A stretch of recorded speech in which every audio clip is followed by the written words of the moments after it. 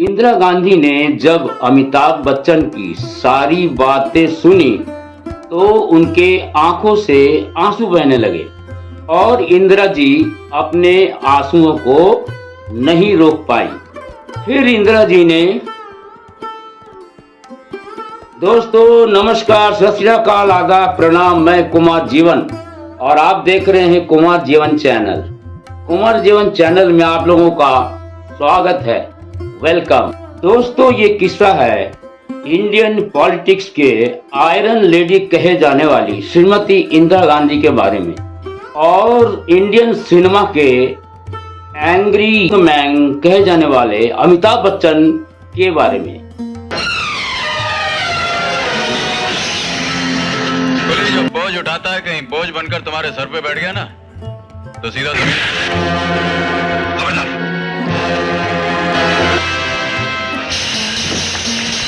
अमिताभ बच्चन ने इंदिरा गांधी से ऐसी एक बात कह दी कि हमारे देश के प्रधानमंत्री श्रीमती इंदिरा गांधी फूट फूट कर रोने लगी थी। फिर इंदिरा जी ने कहा अमिताभ से कि तुम चिंता बिल्कुल मत करो, ये ताबीज अपने तकिए के नीचे रखना और देखना तुम बिल्कुल ठीक हो जाओगे। दोस्तों ऐसी कौन सी बात थी जिसे सुनकर श्रीमती इंदिरा गांधी फूट फूट कर रोने लगी? इंदिरा गांधी ने अमिताभ बच्चन को ताबीज क्यों दी थी, कैसी थी वो ताबीज और इंदिरा जी उस ताबीज को कहां से लाई थी और उस ताबीज का क्या करिश्मा हुआ? अमिताभ बच्चन बिल्कुल ठीक हो गए। सारे सवालों का जवाब आप लोगों को मिलेगा इसी वीडियो में। इस वीडियो को अंत तक देखेंगे तो बात समझ में आएगी। दोस्तों अधिकतर लोगों को शायद ये मालूम है कि उस वक्त गांधी परिवार और बच्चन परिवार में काफी गाढ़ी मित्रता थी, दोस्ती थी और इन दोनों परिवारों का बहुत अच्छा संबंध भी था। यहाँ तक कि पंडित जवाहरलाल नेहरू हरिवंश राय बच्चन के कविताओं के बहुत बड़े प्रशंसक भी थे। पंडित नेहरू को हरिवंश राय बच्चन की कविताएं बहुत सुकून देती थी और यही कारण था इन दोनों में खूब जमती थी।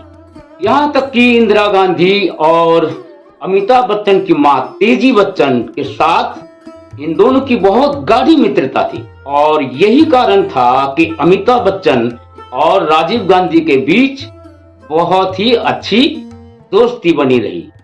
दोस्ती का मतलब ये था जब अमिताभ बच्चन 1968 में फिल्म लाइन में स्ट्रगल कर रहे थे और बॉम्बे आए थे, अमिताभ बच्चन बम्बई में काम पाने के लिए इधर उधर भटक रहे थे और राजीव गांधी ने अपनी मां को सारा बात बताया।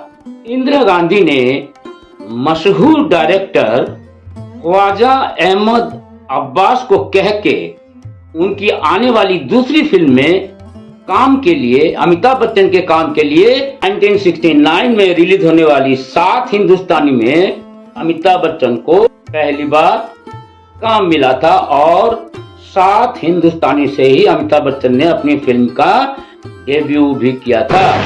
अरे सुना भाई, जरा ये तो पढ़िए, साहबजादे साहब का खत आया। क्यों अनवर मियां, अभी तक आप ही नहीं पढ़ते? तौबा करो जी, ये अरंतु परंतु की भाषा अपने बस की नहीं। हाँ तो क्या लिखते हैं महमूद मियां? पूज्य पिताजी। राजीव गांधी और सोनिया गांधी के शादी में तेजी बच्चन और हरिवंश राय बच्चन सोनिया गांधी के माता पिता बनकर आशीर्वाद भी दिया था और कन्यादान भी किया था। लेकिन दोस्तों 1977 में ये नजदीकियां दूरियों में तब्दील हो गई। कारण ये था कि 1977 में चुनाव था और इंदिरा गांधी ये चाहती थी कि अमिताभ बच्चन चुनावी रैलियों में भाग लें और अपना योगदान दें। लेकिन अमिताभ बच्चन की मां तेजी बच्चन ने इस बात के लिए मना कर दिया क्योंकि तेजी बच्चन को ऐसा लगा चुनावी रैली के कारण कहीं अमिताभ बच्चन के कैरियर पे कोई असर न पड़ जाए, इसलिए तेजी बच्चन ने प्रचार से मना कर दिया था। तेजी बच्चन ये सोचती थी कि अमिताभ बच्चन अगर रैलियों में जाएंगे तो फिल्मी की छवि खराब हो सकती है, और यही कारण था कि तेजी बच्चन ने इंदिरा गांधी को मना कर दिया था। और ये बात इंदिरा गांधी को बहुत ही बुरी लगी थी, और फिर दोनों परिवार में धीरे धीरे दरार भी पड़ने लगी थी और थोड़ी कड़वाहट भी आ गई थी दोनों परिवार के बीच। तकरीबन 5 सालों तक ये दरार बनी रही और कड़वाहट ने रिश्तों में अपना पैर जमाए रखा, और फिर धीरे धीरे दिन बीतने लगा। फिर साल आया 1982। 1982 में मनमोहन देसाई की एक फिल्म कूली में अमिताभ बच्चन को अच्छा रोल मिला, हीरो का रोल मिला, और उसने अमिताभ बच्चन ने बहुत बढ़िया काम किया और फिल्म सुपर हिट रही। शूटिंग के दौरान पुनीत इस्सर के घूंसे से अमिताभ के पेट में बहुत गहरी चोट लग गई।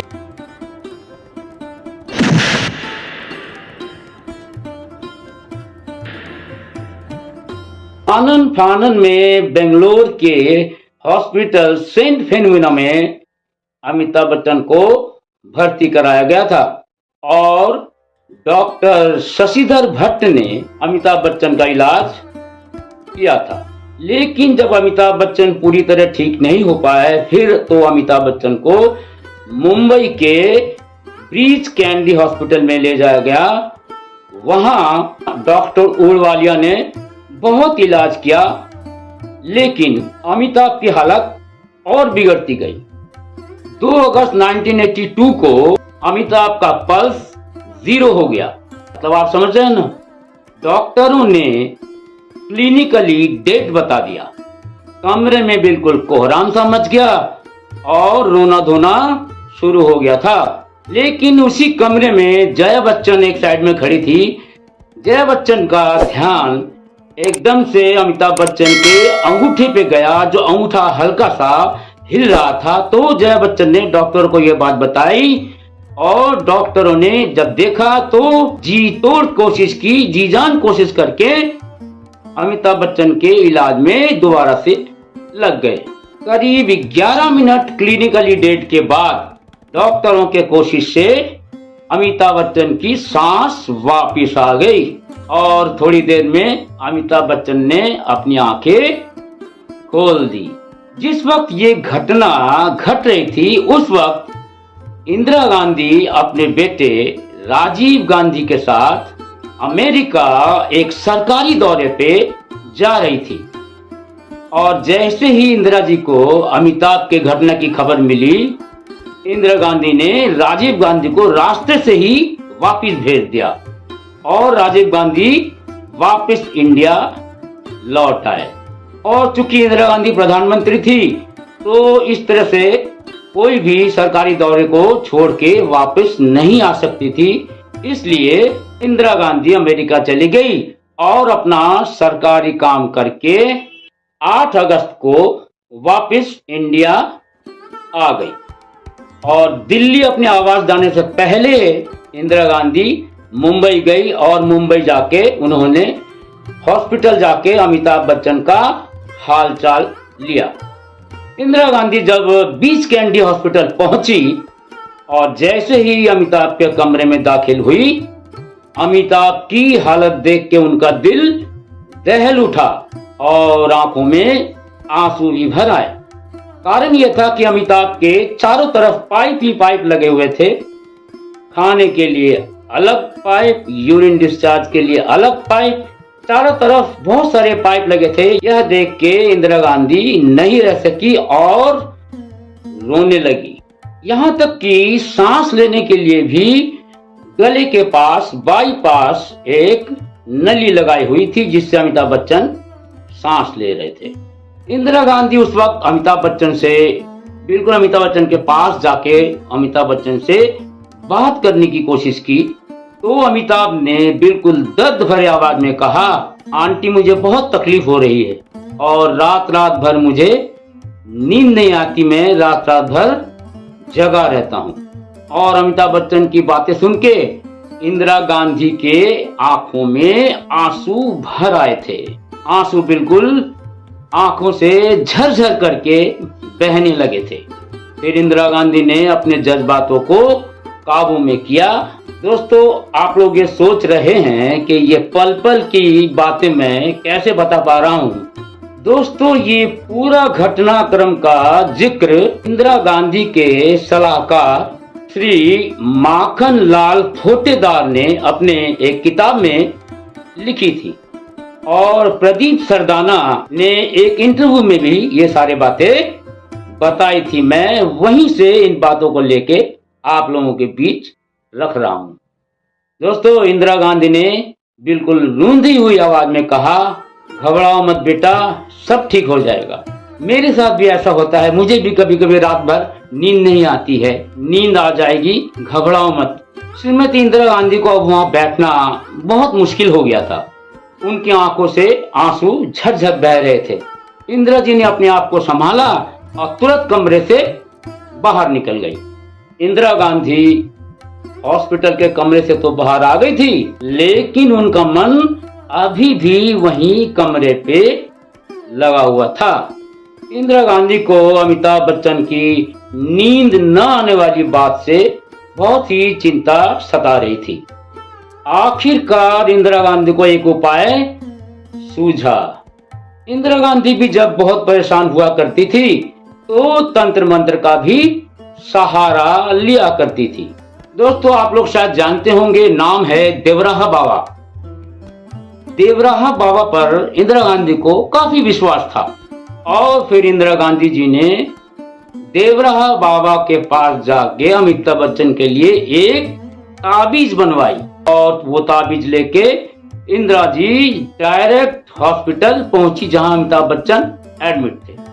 और फिर अमिताभ बच्चन के कमरे में जाके अमिताभ को इंदिरा गांधी जी ने वो ताबीज दिया और इंदिरा गांधी जी ने ये कहा, देखो तुम ये ताबीज अपने तकिया के नीचे रख दो, देखना तुम्हें कैसे सुकून भरी नींद आएगी। यह कह के इंदिरा जी अपने दिल्ली स्थित आवास के लिए रवाना हो गई और अमिताभ बच्चन के शीघ्र स्वस्थ होने की कामना में 11 ब्राह्मणों द्वारा इंदिरा जी ने जाप कराया, एक अनुष्ठान कराया अपने निवास स्थान पर। 11 ब्राह्मणों द्वारा अनुष्ठान 11 दिनों तक चला और फिर अमिताभ धीरे धीरे ठीक होने लगे। और इस घटना ने जो अमिताभ बच्चन और इंदिरा गांधी के बीच जो दरार हुई थी, वो दरार धीरे धीरे खत्म हो गई और वो दरार अच्छे रिश्तों में तब्दील हो गई। गांधी परिवार और बच्चन परिवार फिर से दोनों परिवारों में नजदीकियां बढ़ने लगी। अमिताभ बच्चन बिल्कुल स्वस्थ हो गए और स्वस्थ होके वो फिर से अपने फिल्म के कामों में व्यस्त हो गए और आज भी उन्हें एंग्री यंग मैन कहा जाता है। कुछ लोग तो बिग बी की उपाधि भी उन्हें दे चुके हैं। इस वीडियो को बनाने में मुझे माखन लाल और प्रदीप सरदाना जी के इंटरव्यू ने बहुत सहारा दिया। उन लोगों का बहुत बहुत शुक्रिया अदा करता हूं। दोस्तों, बातें तो बहुत हो गई, अब एक गीत हो जाए। रफी साहब का गीत है और बस मनोरंजन के लिए गा रहा हूं, क्योंकि रफी साहब का आवाज में कोई गा नहीं सकता, मुश्किल नहीं असंभव है। रफी साहब थे, तो ऐसे ही मैं मनोरंजन के लिए एक गीत सुना रहा हूं।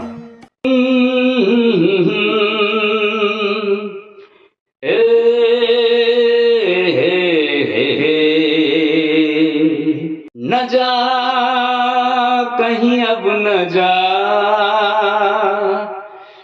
दिल के सिवा, न जा कहीं अब न जा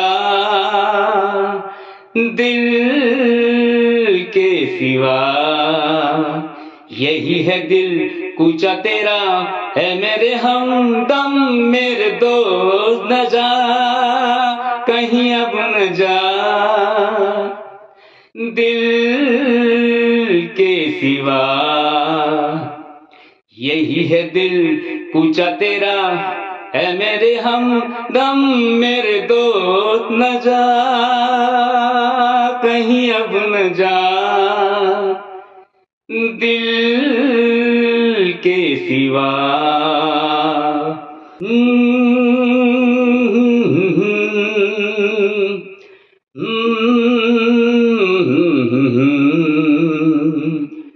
आके खून दिल मिला के भर दूं इन लबों के खाके आके खून दिल मिला के भर दूं इन लबों के खाके बुझा बुझा बदन तेरा कमल कमल खिला मैं खिला दूं रंग हिना न जा कहीं अब न जा दिल के सिवा न जा कहीं अब न जा दिल के सिवा